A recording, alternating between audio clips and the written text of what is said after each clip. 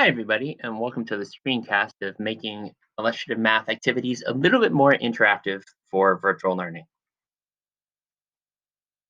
Now, as many of you may know, our team has provided a list of planning resources for each unit of Algebra 1.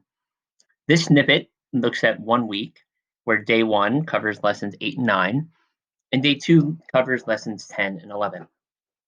But as you look at these activities, you may be thinking, what are some different ways that I can make these activities a bit more engaging for my students so that they're participating in virtual learning? So, throughout the time we've been in virtual learning, we've talked about a few different interactive tools. Those include Google Docs, Canvas discussion boards, or Zoom poll questions, Desmos activities, or Nearpod. This screencast is going to briefly show the first two items, how you can take a LearnZillion activity and turn it into something where students may feel safer to engage in mathematical conversation.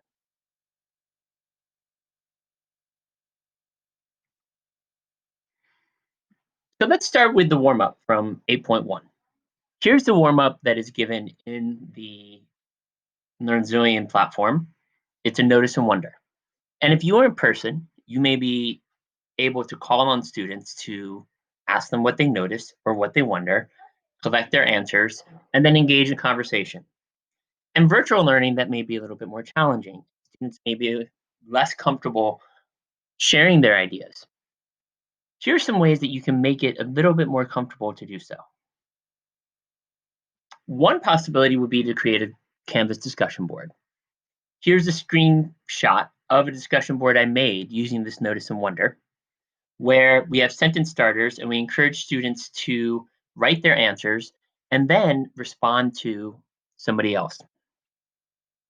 The nice thing about this discussion board is that it could be done in a synchronous setting or possibly an asynchronous setting prior to class where you can collect student answers.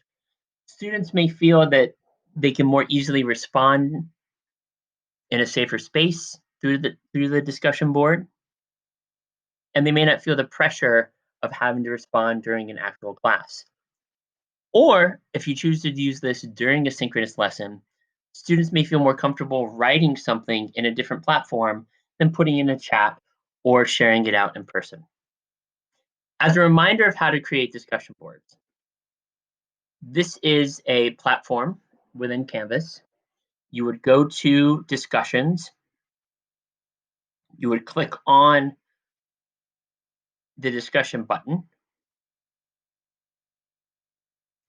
and you would create a new discussion.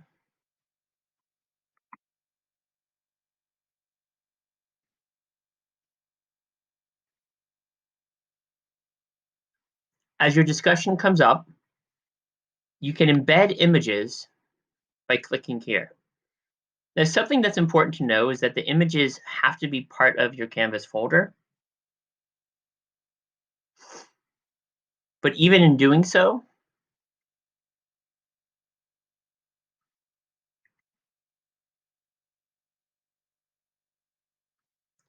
you may have to pull the image from your own files. And then we update, and we have our image. You can center the image here, and then you can type your instructions here around what do you notice or what do you wonder. A couple key points that are important in creating a thread. You want to go ahead and click on that users must post before seeing replies. That way, students aren't just copying the same thing time and again. You also may want to give an opportunity for students to engage with one another and allow liking so that students can check a response that they like. These are the types of things that you can add to a group discussion to make it more accessible to students to engage in the mathematics.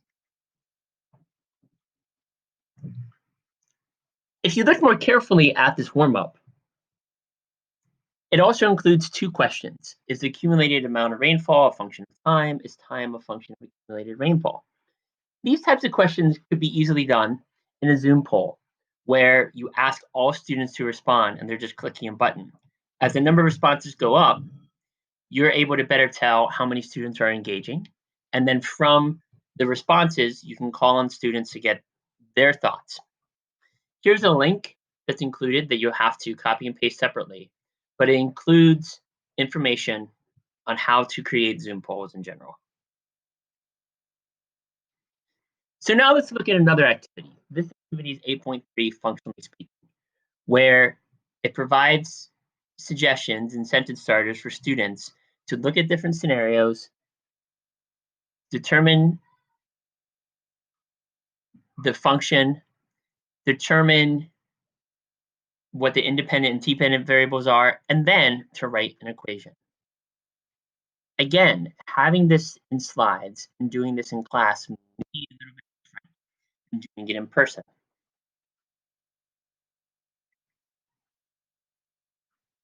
Or doing it virtually. So I've created a bit.ly here that you can go to that will take you to a Google Doc. I'm going to show that Google Doc here.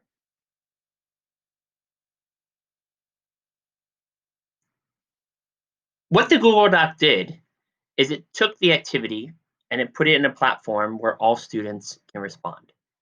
I also included a brief example if you wanted to try and do something like this asynchronously, where students could be working on it. Or you can add different aspects here, where you can add sentence starters or you can add other spaces for students to engage. I use the term here, function translation, but you certainly could change this to functionally speaking or something else. The goal here is that in a Google Doc, students can, again, in a safe space, engage with the material. You could also have them create a copy of this and turn it in as an assignment. Either way, it's a space where students can do the math in a more safer opportunity. We want to thank you for all the new ideas that you are bringing to your students for virtual learning. We know that this is not easy. And we hope that some of these ideas will help you think through how you can work with your PLC in creating activities for an entire group of teachers that can make virtual learning maybe a little bit easier and get your students engaging in the math.